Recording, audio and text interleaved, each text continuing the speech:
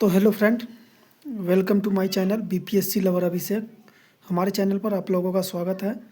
तो जैसा कि हमने जो है कि ठोस वस्तुओं के आयतन यानी कि आर एस अग्रवाल मैथ से ठोस वस्तुओं के आयतन वाला चैप्टर, घन वाला चैप्टर स्टार्ट किए हैं और उसमें से जो है कि 27 नंबर तक कर लिए हैं। सवाल को 27 नंबर बना चुके हैं। अगर आप लोगों ने क्लास नहीं किया है ठोस वस्तुओं के आयतन का तो हमारे चैनल पे जाइए, प्ले लिस्ट बना हुआ है, उसमें जाके पीछे वाली क्लास को कीजिए। और आज से जो है कि आज 28 नंबर से स्टार्ट कर रहे हैं, तो आज की क्लास को ध्यान से देखिए। और पीछे वाला क्लास अगर नहीं देखे हैं तो हमारे चैनल पे जाइए, वहाँ पे प्ले लिस्ट बना होगा ठोस वस्तुओं के आयतन के नाम से, उस पे जाइए और उसको देखिए, उसको करके आइए। तो चलिए आज स्टार्ट करते हैं क्वेश्चन नंबर 28 से। तो क्वेश्चन नंबर 28 को देखिएगा ध्यान से, क्या बोल रहा है क्वेश्चन नंबर 28। क्वेश्चन नंबर 28 बोल रहा है किसी घनाभ की माप 25 सेंटीमीटर, 20 सेंटीमीटर, 4 सेंटीमीटर है। एक घन का आयतन इस घनाभ के आयतन के आधा है। घन के संपूर्ण पृष्ठीय क्षेत्रफल कितना होगा। तो चलिए इसको सॉल्व कर लेते हैं। तो क्वेश्चन में दो चीज़ का बात किया गया है। एक पहला तो बात किया गया है घनाभ का, तो सबसे पहले घनाभ का आयतन का बात किया गया है, तो हम लिख लेते हैं घनाभ का आयतन। और उसके बाद दूसरा बात किया गया है घन का आयतन का, घन का आयतन। तो दोस्तों इसमें जो है कि कहा गया है कि एक घनाभ का आयतन का आयतन जो है, घन का आयतन जो है घनाभ के आयतन का आधा है।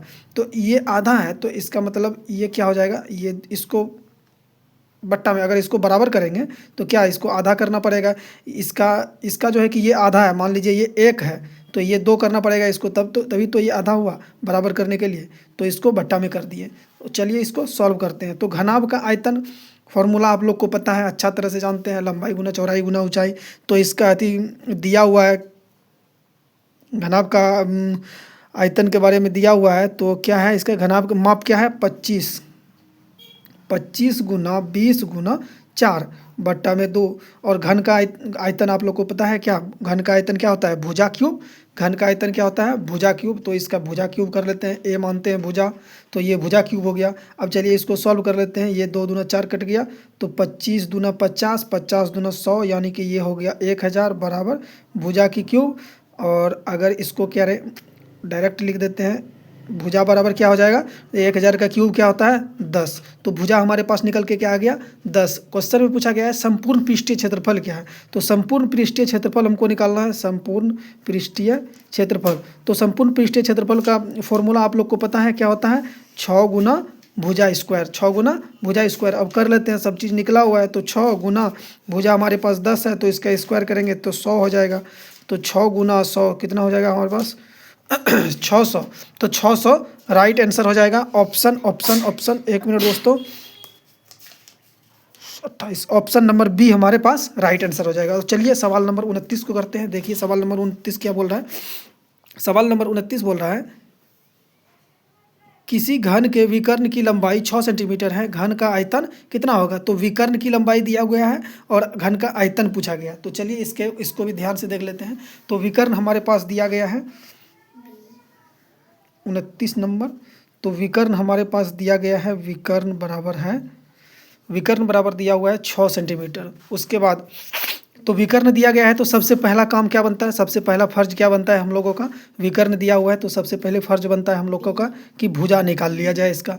तो इसका भुजा अगर हम निकालने के लिए चलेंगे तो इसका भुजा बराबर क्या होता है, भुजा बराबर सूत्र होता है, यानी कि घन की भुजा बराबर सूत्र क्या हो जाएगा, तो 6 बट्टा में √3, 6 बट्टा में √3। भुजा बराबर होता है कि विकर्ण अब बट्टा में √3 फॉर्मूला होता है। 1 मिनट दोस्तों, फॉर्मूला लिख लीजिए, ध्यान में रखिएगा। तो भुजा बराबर क्या हो जाएगा, फॉर्मूला लिख लीजिएगा तो सही रहेगा।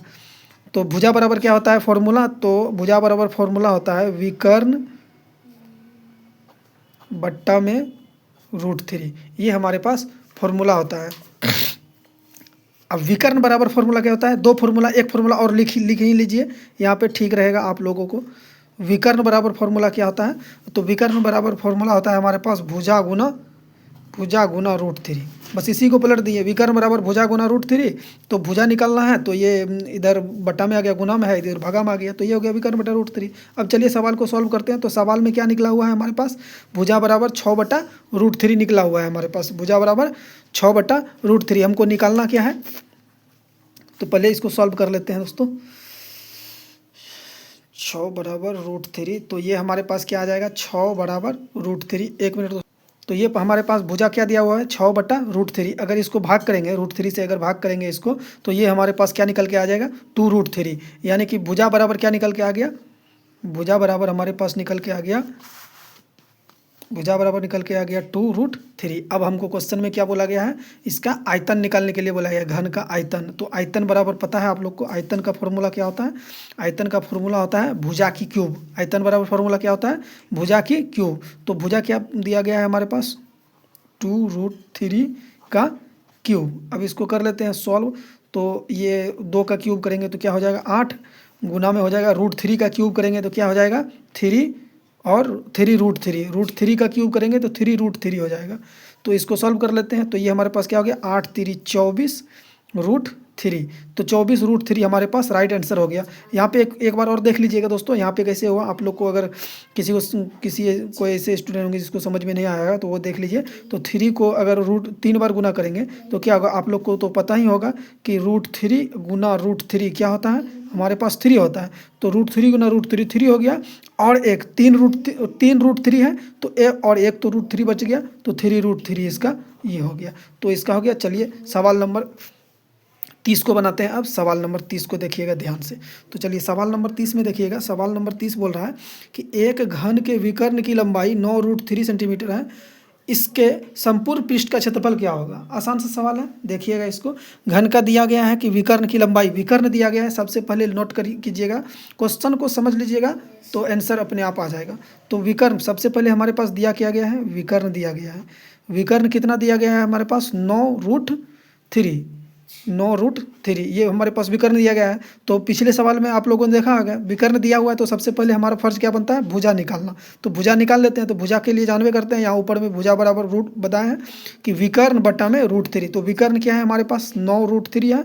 अब बट्टा इसको कर देंगे और √3 से, तो ये √3 खत्म हो जाएगा। तो भुजा बराबर हमारे पास क्या निकल के आ गया, 9। अब इसका क्या निकालना है, संपूर्ण पृष्ठीय क्षेत्रफल। इसका निकालना है संपूर्ण पृष्ठीय क्षेत्रफल। तो संपूर्ण पृष्ठीय क्षेत्रफल का फॉर्मूला आप लोग को पता है कि 6 गुना भुजा की स्क्वायर। तो 6 गुना भुजा का स्क्वायर, भुजा कितना है 9, 9 का स्क्वायर कितना होता है 81। अब इसको गुना कर देंगे, 6 का 6, 8 6 के 48, यानी कि 486 हमारे पास राइट आंसर हो जाएगा।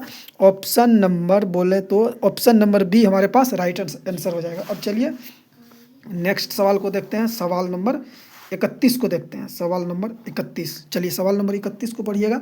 सवाल नंबर 31 क्या बोल रहा है, एक घन के संपूर्ण पृष्ठ का क्षेत्रफल 13,254 सेंटीमीटर है, इसके विकर्ण की लंबाई कितनी है। तो चलिए अब की बार विकर्ण पूछ दिया है तो कोई बात नहीं है, विकर्ण पूछ दिया है तो कोई घबराने की बात नहीं है। तो चलिए इसको सॉल्व करते हैं। सबसे पहले क्या दिया गया है, क्वेश्चन में कहा गया है एक घन के संपूर्ण पृष्ठीय क्षेत्रफल 13,254 है। तो आप लोग को पता होगा तो उस घन का संपूर्ण पृष्ठीय क्षेत्रफल क्या होता है, सबसे पहले ये पता रखना है। तो उस घन का संपूर्ण पृष्ठीय क्षेत्रफल क्या होता है, 6 गुना भुजा का स्क्वायर, 6 गुना भुजा का स्क्वायर। और दिया किया गया है हमारे पास घन का संपूर्ण पृष्ठीय क्षेत्रफल दिया गया है 13,254, यानी कि 6 गुना भुजा स्क्वायर बराबर दिया गया है 13,254। ये हो गया। उसके बाद चलिए सबसे पहले हम क्या करेंगे, यहाँ से इसको सॉल्व करके भुजा निकाल लेते हैं। तो ए स्क्वायर बराबर क्या हो गया, ये इधर इसको कट कर देते हैं इस 6 से, तो ये 2 बार में कट गया, 6 दूना 12, यहाँ से बचा 1, 6 दूना 12, 5 नहीं खाएगा, 1 शून्य ना जाने के 0, 6 नमा 54, यानी कि ये 6 से कट गया। तो ए स्क्वायर यानी कि भुजा का स्क्वायर क्या हमारे पास आ गया 2209। इसमें दोस्तों देखिएगा एक इंपॉर्टेंट बात आप लोग को बताने जाएंगे, ध्यान से सुनिएगा। स्क्वायर निकालने का एक छोटा सा आसान सा तरीका हमारे तरफ से देखिए, अगर आप लोग को अच्छा लगा तो फॉलो कीजिएगा, अगर नहीं अच्छा लगेगा तो जाने दीजिएगा। तो चलिए देखिए कैसे, जैसे मान लीजिए कि 2209 का हमको स्क्वायर पता नहीं है, तो हम स्क्वायर इसका कैसे निकालेंगे। तो इसका आसान सा एक तरीका होता है स्क्वायर निकालने का, कि हमको देखना है इसको कि 2209 पता नहीं है हमको, लेकिन कुछ ऐसा स्क्वायर है जो कि पता होगा, जैसे 2500, 2500 का स्क्वायर आप लोग को फटाक से पता आ जाएगा कि 50 गुना 50 2500 होता है। 50 गुना 50 क्या होता है 2500 होता है। यानी कि सीधा सीधा वाला जो स्क्वायर है वो समझ में आता है। तो यानी कि मान लीजिए कि किसके बराबर है, ये 2500 के बराबर है, तो इसको डायरेक्ट कर लेते हैं 2500 के लगभग में है, यानी कि 50 का स्क्वायर 2500 होता है। तो 2500 तो ये है नहीं, उसके आसपास में है, तो किसका स्क्वायर हो सकता है, ये किसका स्क्वायर हो सकता है, 50 का तो है नहीं, 49 का तो होगा नहीं, 9 9 81 1 आना चाहिए, उसके बाद 48 अठी अठी 64 यानी कि 4 आना चाहिए, ये तो होगा नहीं, उस 37 37 49 यानी कि 47, ए बराबर क्या हो जाएगा 47, देखिए निकल गया 47, 47 37 37 49 यानी कि इकाई का अंक 9 आ रहा है, इसका मतलब ये 47 का स्क्वायर है। तो भुजा बराबर क्या निकल गया हमारे पास 47। उसके बाद चलिए 47 निकल गया भुजा बराबर, और हमको पूछा क्या है विकर्ण पूछा है, तो आसान है, बहुत ही आसान है। देखिए विकर्ण बराबर आप लोग को पता है फॉर्मूला विकर्ण का, आप लोग तो बहुत होशियार हैं, तो आप लोग को फॉर्मूला तो जरूर पता होगा। विकर्ण का फॉर्मूला क्या होता है, भुजा गुना √3। तो भुजा हमारे पास क्या दिया गया है 47 और √3 इसमें ऐड कर देंगे, तो 47 √3 हमारा राइट आंसर हो जाएगा। चलिए सवाल नंबर 32 को कर लेते हैं फटाक से। चलिए देखिए सवाल नंबर 32 क्या बोल रहा है।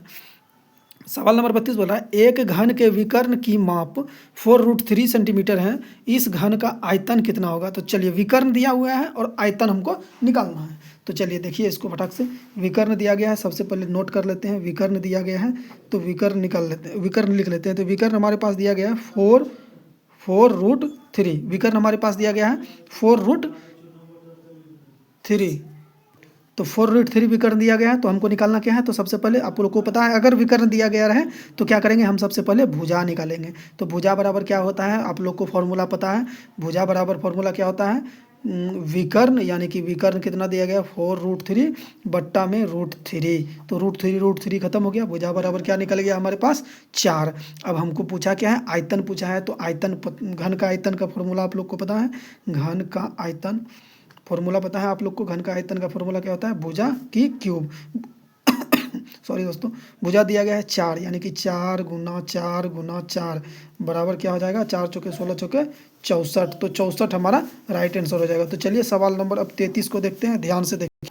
तो सवाल नंबर 33 को देखिएगा, देखिए सवाल नंबर 33 को ध्यान से देखिएगा। सवाल नंबर 33 बोल रहा है एक घन का आयतन 512 सेंटीमीटर है, इसका संपूर्ण पृष्ठीय क्षेत्रफल कितना होगा। यानी कि घन का आयतन अब की बार दिया गया है और संपूर्ण पृष्ठीय क्षेत्रफल पूछा है, तो कोई बात नहीं है, चलिए इसको सॉल्व कर लेते हैं। इसका आयतन दिया गया है, संपूर्ण पृष्ठीय क्षेत्रफल यानी कि आयतन दिया गया है, तो आयतन बराबर आप लोग को पता है, आयतन बराबर फॉर्मूला क्या होता है, भुजा के क्यूब, यानी कि आयतन बराबर फॉर्मूला क्या होता है, भुजा की क्यूब। तो भुजा की क्यूब दिया गया है कितना 512, तो भुजा क्या हो जाएगा हमारे पास, ये √3 क्यूब √3 इधर उठ के आ जाएगा, यानी कि इसका क्यूब √3, 512 का क्यूब रूट क्या होगा, तो 512 का क्यूब रूट क्या होगा, 512 का क्यूब रूट 8 होता है।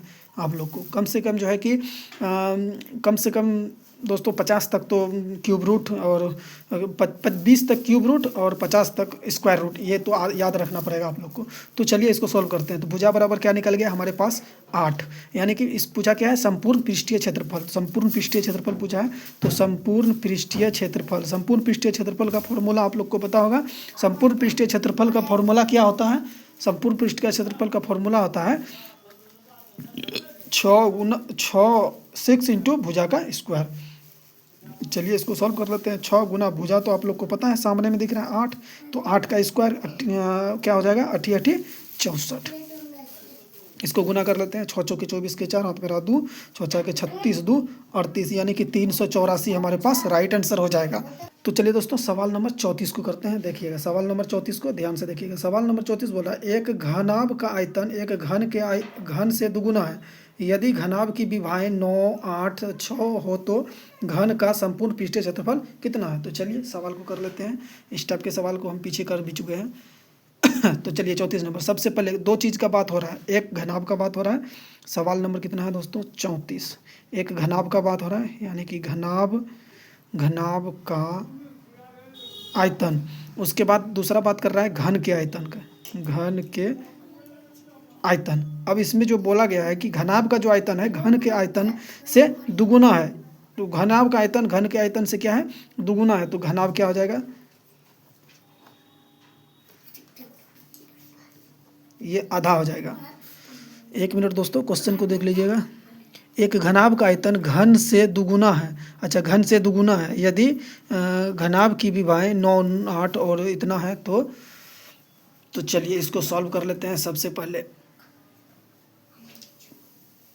तो घनाभ का आयतन क्या होता है, आप लोग को फॉर्मूला पता है ना, लंबाई गुना चौड़ाई गुना ऊंचाई। तो घनाभ का क्या है, 9 है, विभाएँ क्या है, भुजाएं क्या है, 9 है, 8 है और 6 है। उसके बाद बट्टा में ये 2 हो गया। एक घन का आयतन, घन का आयतन आप लोग को पता है, भुजा की क्यूब। अब इसको सॉल्व कर लेते हैं। 2 तिया 6, तो ये अपना हो गया 9 अठे 72, 72 तिया 216, 9 अठे 72, 72 तिया 216, एक की क्यूब, भुजा की क्यूब। तो भुजा बराबर 216 का क्यूब क्या होता है, 216 का क्यूब क्या होता है, 6 होता है। यानी कि भुजा बराबर क्या निकल गया, 6। क्यूब याद रखिएगा। तो भुजा बराबर निकल गया 6। और हमसे पूछा क्या गया है, संपूर्ण पृष्ठीय क्षेत्रफल। तो घन का संपूर्ण पृष्ठीय क्षेत्रफल पूछा गया। तो घन का संपूर्ण पृष्ठीय क्षेत्रफल पता है, 6 गुना भुजा का स्क्वायर। 6 गुना भुजा का स्क्वायर, यानी भुजा कितना है, 6, 6 का स्क्वायर 36, यानी कि क्या हो जाएगा, 6 6 के 36, हाथ में रहा 3, 6 तिया 18, 3 21, यानी कि 216 हमारा राइट आंसर हो जाएगा। अब चलिए सवाल नंबर 34 हो गया। तो चलिए दोस्तों सवाल नंबर 35 को देखते हैं, ध्यान से देखिएगा। सवाल नंबर 35 बोल रहा है 25 सेंटीमीटर भुजा वाले एक घन को पिघलाकर 5 सेंटीमीटर भुजा वाले कितने घन बनेंगे। तो देखिए दोस्तों, एक बात आप लोग ध्यान में रखिएगा, जहाँ भी पिघलाने का बात आ जाए तो समझ लीजिएगा कि आयतन का बात कर रहा है। अगर पिघला कर कुछ बनाया जा रहा है तो समझ लीजिए आयतन निकालने के लिए उसका आयतन का बात हो रहा है। तो चलिए इसको सॉल्व करते हैं। इसमें कुछ नहीं करना है, इस बड़ा वाला आयतन को इस छोटा वाला आयतन से भाग कर देना है बस, और कुछ नहीं करना। तो चलिए इसको सॉल्व कर लेते हैं। तो चलिए 25 सेंटीमीटर विभा वाला घन का आयतन, 1 मिनट दोस्तों, 35 भुजा वाले घन को पिघलाकर, घन का बात हो रहा है, घन का आयतन का बात हो रहा है। तो घन का आयतन आप लोग को पता है, घन का आयतन क्या होता है, भुजा की क्यूब। तो भुजा दिया गया है कितना हमारे पास, 25। तो 25 गुना 25 गुना 25, बड़ा वाला आयतन को छोटा वाला आयतन से भाग कर देंगे। छोटा वाला आयतन कितना दिया गया है, 5 सेंटीमीटर। तो 5 गुना 5 गुना 5। चलिए इसको कट कर लेते हैं। ये हो गया, ये 5 5, यानी कि 5 बार में ये कट गया। तो हमारे पास बचा क्या, 5 गुना 5 गुना 5, यानी कि 25 25 पंचे 125। हमारे पास राइट आंसर आ गया 125।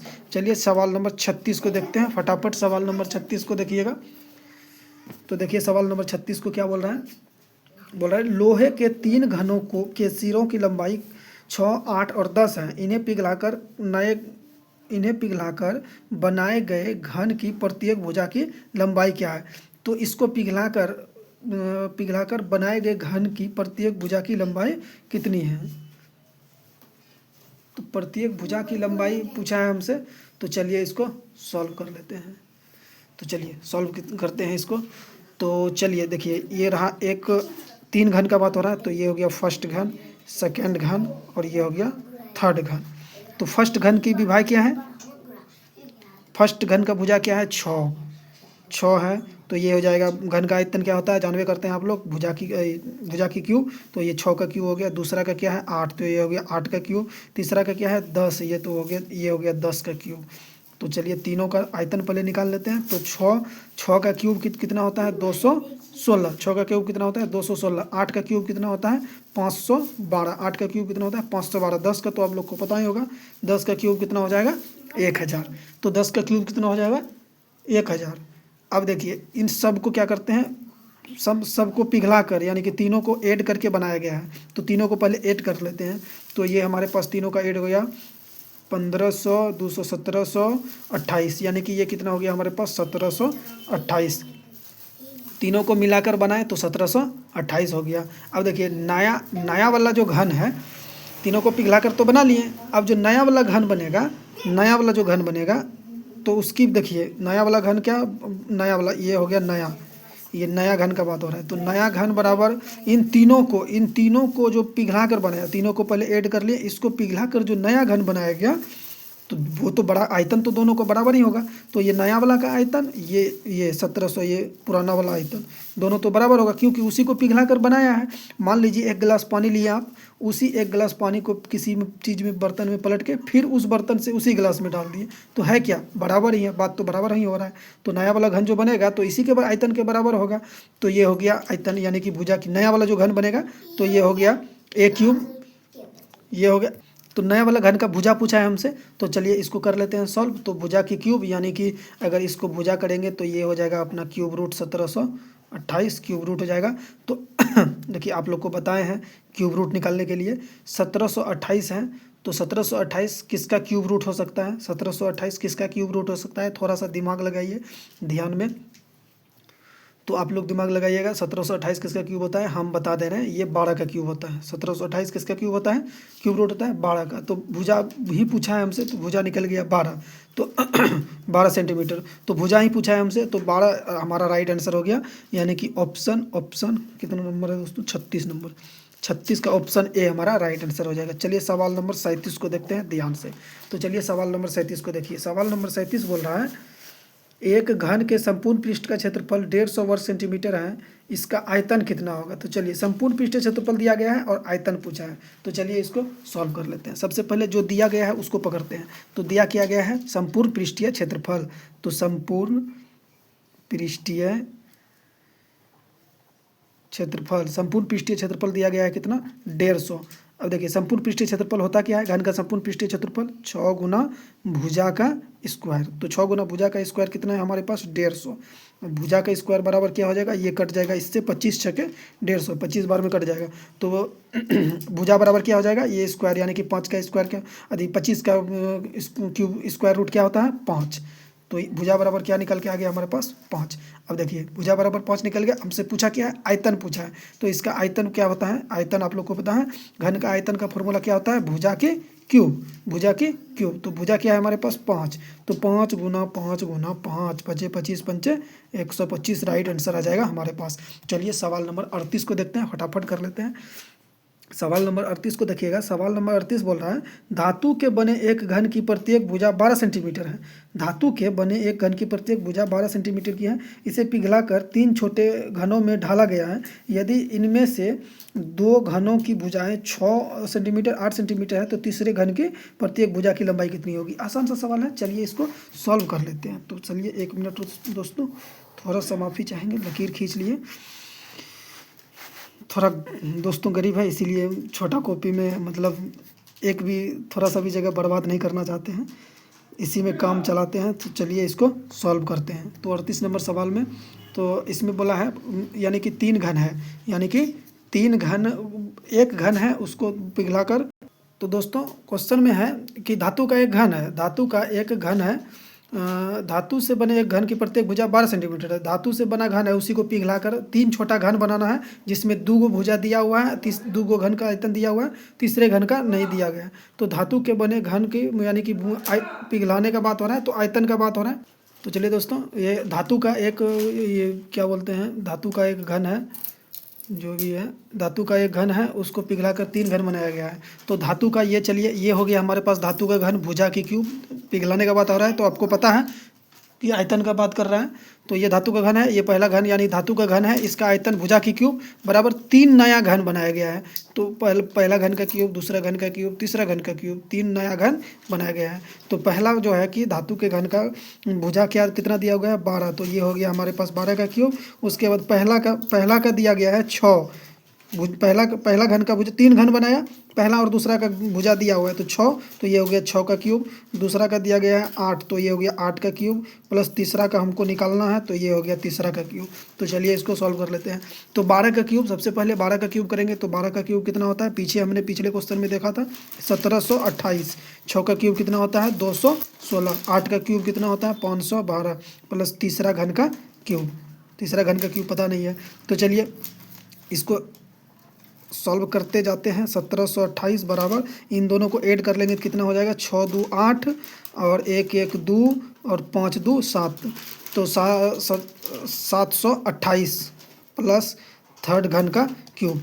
तो चलिए दोस्तों इसको कितना सॉल्व करेंगे, आप लोग को दिमाग में आ गया होगा, आप लोग को समझ में भी आ गया होगा। यहाँ 1728 दिया हुआ है, तो 2 मिलकर 728 है, तो 1 कितना होगा, 1 कितना होगा, तीनों यानी कि इसी को काट के ये तीनों बनाया गया है, जिसमें से 2 1728 है, तो तीसरा क्या होगा, ऐसा ही पता चल रहा है। तीसरा कितना हो जाएगा, यानी कि थर्ड घन का क्यूब। डायरेक्ट हम लिख रहे हैं थर्ड घन का क्यूब। 2 का 728 है, एगो कितना बच गया 1000, एगो कितना बच गया 1000, तो ये क्यूब रूट इधर हो जाएगा, यानी कि तीसरा घन बराबर क्या हो जाएगा इसका 1000 का क्यूब रूट क्या होता है 10। तो 10,000 का क्यूब रूट कितना होता है? 10। तो 10 हमारे पास राइट आंसर हो जाएगा। तो चलिए अब सवाल नंबर, आज का आखिरी सवाल, सवाल नंबर 39 को देखते हैं। आज का आखिरी सवाल है दोस्तों, इसके बाद बाकी नेक्स्ट क्लास में करेंगे। तो चलिए सवाल नंबर 39 को देखिए। सवाल नंबर 39 बोल रहा है, एक ठोस घनाभ की भुजाएं क्रमशः 72 सेंटीमीटर, 75 सेंटीमीटर, 125 सेंटीमीटर है। ऐसे घन की प्रत्येक भुजा की लंबाई कितनी होगी जिनका आयतन इस ठोस घनाभ के आयतन के बराबर है? तो चलिए इसको सोल्व कर लेते हैं। सबसे पहले देखिए, इसमें दो चीज़ का बात हो रहा है, दो का बात हो रहा है, दो चीज़ का बात हो रहा है। एक घनाभ का आयतन का बात हो रहा है, तो सबसे पहले इसको लिख लेते हैं, घनाभ का आयतन, और दूसरा बात हो रहा है घन के आयतन का, घन के आयतन का बात हो रहा है। तो घनाभ का आयतन का विभाज्य दिया गया है। घनाभ का आयतन आपको पता है, लंबाई गुना चौड़ाई गुना ऊंचाई। तो इसका विभाज्य दिया गया है, तो एक है 72, दूसरा है 75। इसमें भी दोस्तों जो है कि इस सवाल में भी जो है एक आज जो है कि यूनिक चीज़ बताने वाले हैं आपको, शायद आप लोग को पता भी होगा या नहीं भी होगा, हो भी सकता है नहीं भी हो सकता है। तो चलिए वीडियो पे बने रहिए। तो विभाजित घनाभ का आयतन तो विभाज्य दिया हुआ है 72 गुना 75 गुना 135। उसके बाद घन का आयतन तो आप लोग को पता है, भुजा की क्यूब। देखिए सवाल तो इजी लग रहा है दोस्तों, इन सबको गुना कर लेंगे, उसके बाद उसका क्यूब रूट निकाल लेंगे, आंसर हमारे पास निकल के आ जाएगा। लेकिन इसको जो है दोस्तों एग्जाम में समय बचाना है हमको, तो इतना बड़ा गुना करने के लिए कौन जाएगा? इतना बड़ा गुना करने में थोड़ा सा समय लग जाएगा, इसलिए इसको क्या करते हैं, थोड़ा सा आसान बनाते हैं। आसान कैसे बनाएंगे? आप लोग को गुना कीजिएगा 135 गुना 75 गुना 72, बहुत टाइम लग जाएगा। थोड़ा सा इसको आसान बनाते हैं। आसान कैसे बनाते हैं? इसको तोड़ते हैं। ये कितना हो गया हमको? 9 गुना 8, 9 8 72, इसको तोड़ दिए। अब इसको तोड़ते हैं तो ये हो गया हमारा 15 गुना 5, 15 5 75। फिर इसको तोड़ते हैं तो 15 गुना 9, 15 9 35 यहाँ से ये हो रहा है। अब देखिए दोस्तों, क्यूब रूट वाली तो कोई चीज़ निकल नहीं रहा है इसमें, तो क्यूब रूट वाली चीज़ 15 दो एगो है, 5 एगो है, 9 दो गो है, यानी 3 को कोई चीज़ नहीं मिल रहा है। तो फिर इसको और तोड़ते हैं थोड़ा सा, इस 9 को तोड़ते हैं 3 गुना 3। इस 8 को तो पता है आपको 2 का क्यूब रूट है, इसको रहने देते हैं, इसका क्यूब रूट 2 आ जाएगा डायरेक्ट। 15 को कैसे तोड़ेंगे? 5 गुना 3, एक 5 यहाँ है। फिर इस 15 को कैसे तोड़ेंगे? 5 गुना 3। इस 9 को तोड़ देते हैं 3 गुना 3। अब तो समझ में आ गया होगा आप लोग को दोस्तों। तो सबसे पहले क्या करेंगे? सबसे पहले देखिए 5 कितना हो गया? 1 2 और यहाँ पे एक, ये 3, 3 5 हो गया, 1 2 3। क्यूब रूट का बात हो रहा है तो डायरेक्ट हम निकाल रहे हैं डायरेक्ट। तो 3 5 हो गया, तो 3 5 का 1 5 गुना। अब देखिए दोस्तों, अब देखते हैं 3 कितना है, तो 1 2 3 4 5 और एक यहाँ 6, 6 गो 3 है, यानी कि 6 3 का मान कितना होगा? 2 गो 3, 6 3 का मान 2 गो 3, तो डायरेक्ट लिख देते हैं 3 तिया 9। अब ये 8 का क्यूब रूट कितना होता है? 2। अब देखिए डायरेक्ट ये निकल के हमारे पास आ गया। तो कितना हो गया? 9 5 45, 45 दूना 90। तो 90 हमारे पास राइट आंसर हो जाएगा। आई होप आप लोग को ये ट्रिक, ये वाला सॉल्यूशन अच्छा लगा होगा। तो चलिए आप लोग वीडियो पे मतलब बने रहिएगा और वीडियो देखते रहिए, अभी मत बने रहिएगा, कल से फिर बने रहिएगा। वीडियो को देखते रहिए और लाइक सब्सक्राइब और शेयर करते रहिए वीडियो पे, और ज़्यादा से ज़्यादा लाइक कीजिए, ज़्यादा से ज़्यादा शेयर कीजिए वीडियो को अगर हमारी क्लास अच्छी लग रही हो तो। और कमेंट जरूर कीजिएगा, 1 2 कमेंट करते हैं तो हमारा मोटिवेशन बनता है। तो चलिए आज के लिए इतना ही, बाकी अगली क्लास में करेंगे। तो आज के लिए इतना ही। जय हिंद, जय भारत।